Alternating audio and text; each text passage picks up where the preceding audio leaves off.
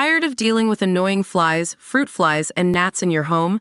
The Zevo Flying Insect Trap is your ultimate solution. Don't wait.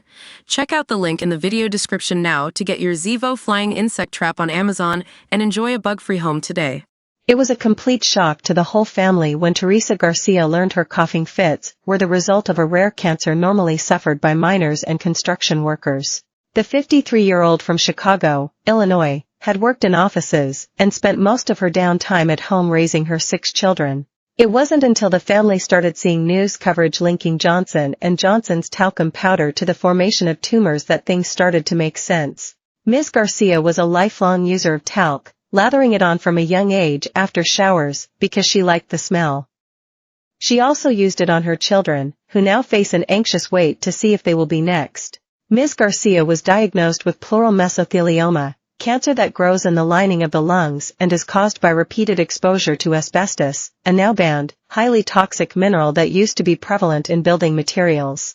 Describing her mother's story for the first time, her daughter Stephanie Salcedo told DailyMail.com that Ms. Garcia was very family-orientated and always on the lookout for ways to help others. Everything she did was for someone else, her daughter said, so if that meant being active and playing volleyball, hosting cookouts, or making and customizing t-shirts for us, she did it. It was for the happiness of her family. I remember that during Halloween she would make personalized trick-or-treat bags for the grandkids and cousins, and was always on hand to volunteer to help with a school project. After suffering from a mysterious cough that just didn't sound right for months, Ms. Garcia was diagnosed with cancer affecting the lining of the lungs in January 2020. Known as pleural mesothelioma, it was commonly diagnosed among miners and builders, causing about 3,000 cases every year. Asbestos-laced products, behind the cancers, were banned in 1989, with cases in the U.S. since plummeting to less than 2,000 per year. After learning of the link, Ms. Garcia's family launched a court case against J.J. and won, being awarded $45 million. But Ms. Garcia didn't live to see the verdict passed, as she died in July 2020. Just 7 months after being diagnosed with the cancer. She was engaged at the time and had been planning to have her dream wedding that same year. The first warning sign the family had that something was amiss was when she started to suffer from a very bad cough that would not go away. It would have been Christmas of 2019, we were at her house and she kept coughing and coughing.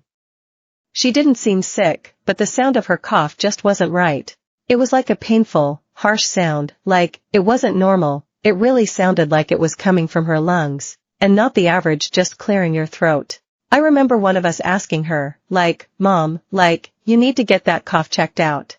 And she was like, I know I've had this cough forever. It won't go away. But she said she thought it was just like a regular cold or cough that was just hard to get rid of. The following month, Ms. Garcia was overcome with a coughing fit while driving home from work at an executive postal service that was so bad she was left struggling to breathe. It prompted her to head to the ER. Studies showed that the mineral talcum powder was made from could be contaminated with asbestos, which could become aerosolized when the powder was used. Asbestos fibers can be inhaled into the lungs, where they become trapped and do not break down, irritating the organ's lining and eventually causing cancer. By mid-January 2020, Ms. Garcia had been diagnosed with an advanced form of pleural mesothelioma, which was effectively a death sentence. Penn Medicine says that patients with this type of cancer typically only survive for 4 to 18 months after diagnosis. Statistics show that only 12% of patients survive for 5 years after the disease is detected. Later that year, she became one of the 54,000 people who filed lawsuits against Johnson & Johnson, accusing the company of causing a multitude of cancers, also including ovarian, as well as other ailments. After her diagnosis, Ms. Garcia initially tried to get surgery to have the lining of her lungs removed and cut out the cancer. A date was scheduled, but when she arrived on surgery day and had a scan she was told her disease was inoperable, and the surgery was cancelled. She was then put on chemotherapy.